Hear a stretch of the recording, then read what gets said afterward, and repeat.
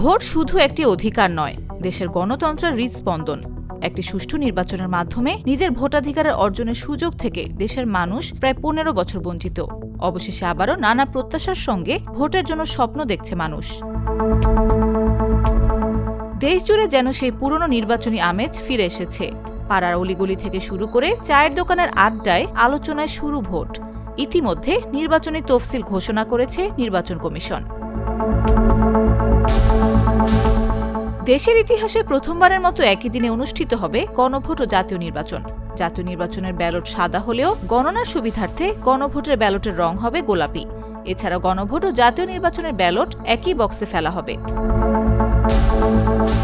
এছাড়াও ভোটার এবং প্রার্থীদের জন্য বেশ কিছু নিয়ম বেঁধে দিয়েছে নির্বাচন কমিশন।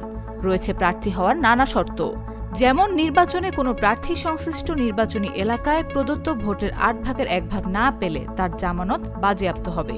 কোনো ব্যক্তি স্বতন্ত্র প্রার্থী হতে চাইলে সংশ্লিষ্ট নির্বাচনী এলাকার 1% ভোটারের সমর্থন সংবলিত স্বাক্ষরযুক্ত তালিকা নির্বাচন কমিশনে জমা দিতে হবে, অন্যথায় প্রার্থিতা বাতিল হবে।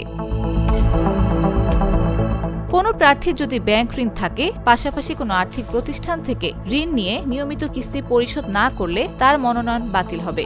এছাড়া সরকারি টেলিফোন, গ্যাস, বিদ্যুৎ, পানি বা অন্য কোনো সেবা প্রদানকারী সংস্থার বিল বাকি থাকলেও তার মনোনয়ন বাতিল হবে। এছাড়াও একজন ব্যক্তি 3টির বেশি সংসদীয় এলাকায় প্রার্থী হতে পারবেন না।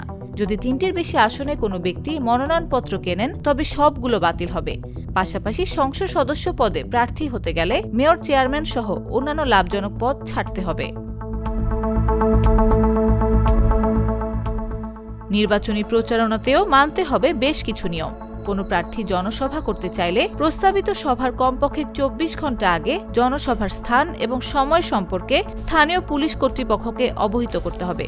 একই স্থানে ও একই সময় একাধিক দল বা প্রার্থী নির্বাচনী প্রচারণা কর্মসূচির ক্ষেত্রে প্রয়োজনে সংশ্লিষ্ট কর্তৃপক্ষ সমন্বয় করবে। এছাড়াও কোনো প্রতিদ্বন্দ্বী প্রার্থীর ফেস্টুন, ব্যানার ও বিলবোর্ডের ওপর অন্য কোনো প্রতিদ্বন্দ্বী প্রার্থীর ফেস্টুন, ব্যানার ও বিলবোর্ড টাঙানো যাবে না এবং উক্ত ফেস্টুন, ব্যানার ও বিলবোর্ডের কোনো প্রকার ক্ষতি বা বিকৃতি বা বিনষ্ট করা যাবে না। এদিকে তফসিল ঘোষণার পর আইনশৃঙ্খলা পরিস্থিতি ঘিরে তৈরি হয়েছে নতুন উদ্বেগ। তফসিলের পরদিনই ইনকিলাব মঞ্চের মুখপাত্র ও ঢাকা 8 আসনের সংসদ সদস্য প্রার্থী ওসমান হাদি গুলিবিদ্ধ হওয়ার ঘটনা উৎকণ্ঠা বাড়িয়েছে আরও। বিশেষজ্ঞরা বলছেন, ভয়হীন ভোটের পরিবেশ গড়ে তুলতে দ্রুত কার্যকর পদক্ষেপ নেওয়া জরুরি।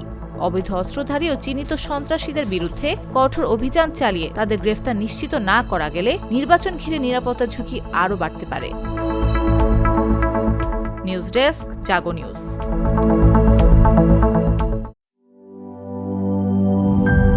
গ্লিটারের টুইন লেমন ও অ্যান্টিব্যাকটেরিয়াল ফর্মুলা বাসনকে চকচকে জীবাণুমুক্ত করে আমাদের দেয় গ্লিটার গ্যারান্টি।